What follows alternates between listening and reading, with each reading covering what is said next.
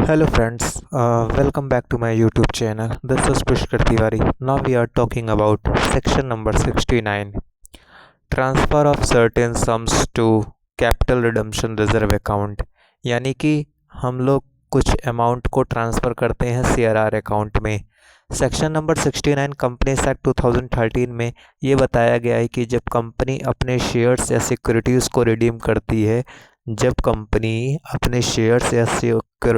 Redeem करती है तो उसे एक स्पेशल रिज़र्व अकाउंट बनाना पड़ता है, कैपिटल रिडम्पशन रिज़र्व अकाउंट।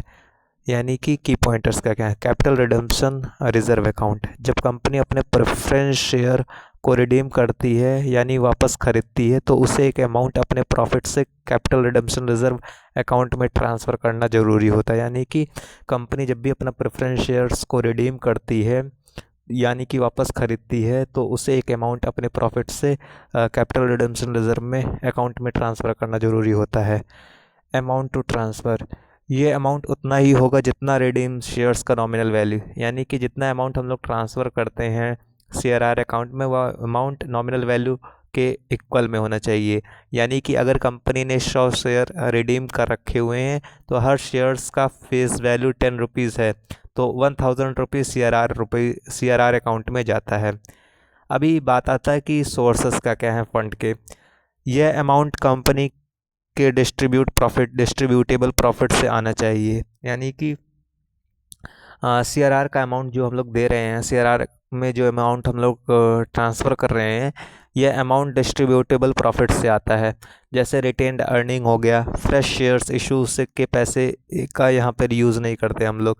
अभी कोई नया फ्रेश इशू शेयर हुआ है तो उसको हम लोग यूज़ नहीं करते हैं।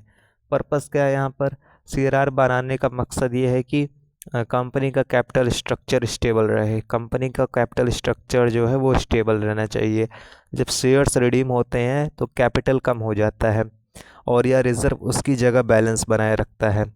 CRR का यूज़ क्या होता है, CRR का सिर्फ यूज़ बोनस शेयर इशू करने के लिए हम लोग यूज़ कर सकते हैं और किसी और पर्पस के लिए हम लोग यूज़ नहीं कर सकते हैं। सेक्शन 69 कहता है कि अगर कंपनी प्रेफरेंस शेयर रिडीम करती है तो उसे रिडीम अमाउंट के बराबर एक कैपिटल रिडम्पशन रिज़र्व अकाउंट बनाना पड़ता है। प्रॉफिट से पैसे डालने पड़ते हैं या कंपनी के कैपिटल को प्रोटेक्ट करने के लिए होता है।